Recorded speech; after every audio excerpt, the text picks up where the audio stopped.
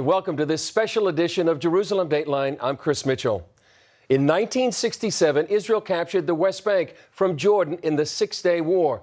Since then, U.S. and world leaders have called Israel's presence there illegal and illegitimate. Today, the West Bank is still referred to as occupied territory. But are those terms historically correct? Here's a look at Israel's claims to the land. It's the oldest land dispute in history.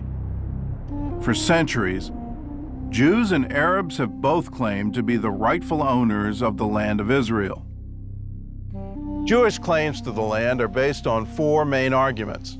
The first is God's promise to Abraham.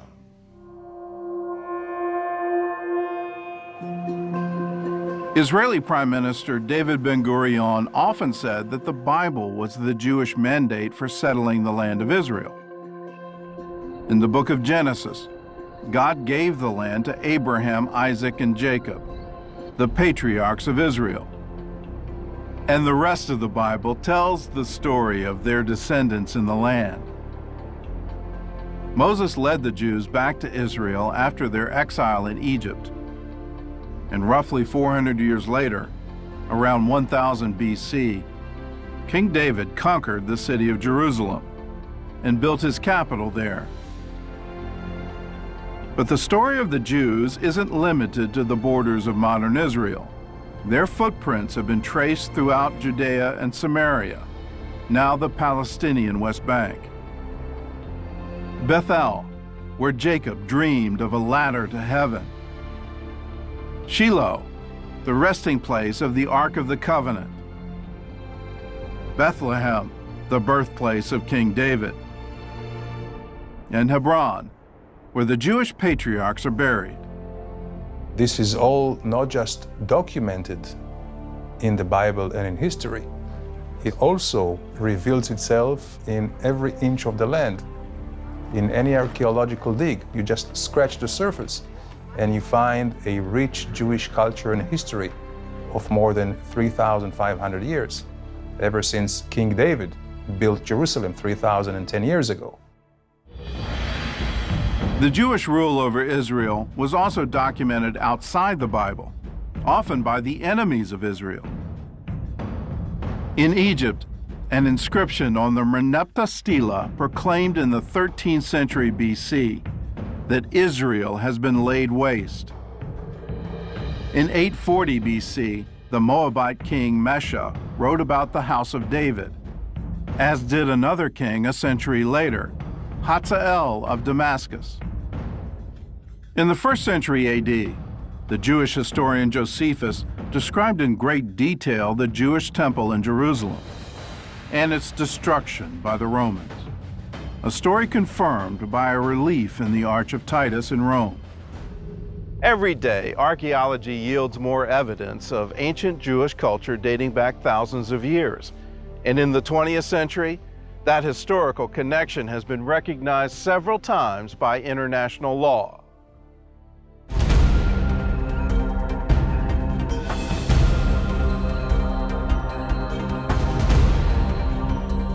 In 1917, British Foreign Secretary Arthur Balfour issued a declaration calling for a Jewish homeland in Palestine, also known then as southern Syria. Palestine included at the time all the territory which is now Israel, which is also Judea and Samaria, the West Bank, and Jordan. In 1920, Allied leaders gathered in San Remo, Italy to divide the remains of the Ottoman Empire. They created the San Remo Resolution, which incorporated the Balfour Declaration. The resolution was signed by the members of the League of Nations, and the British were put in charge of Palestine. That meant they were legally bound to help the Jewish people build a state there. 2 years later, in 1922, the League adopted the British mandate for Palestine, which recognized the historical connection of the Jewish people and the need for reconstituting their national home there. By that time, the land allocated to the Jewish people had been drastically reduced, with more than 75% of it going to the new Arab kingdom of Transjordan. The mandate was signed by all 51 members of the League of Nations. And once again, a Jewish state was guaranteed by international law. But 25 years later, that state still existed only on paper. And in 1945, the League was replaced by the United Nations. Article 80 of the UN Charter states that the UN would not alter existing states, peoples, or mandates, which means the UN legally recognized the right of the Jewish people to settle in Palestine, from the Jordan River to the Mediterranean Sea.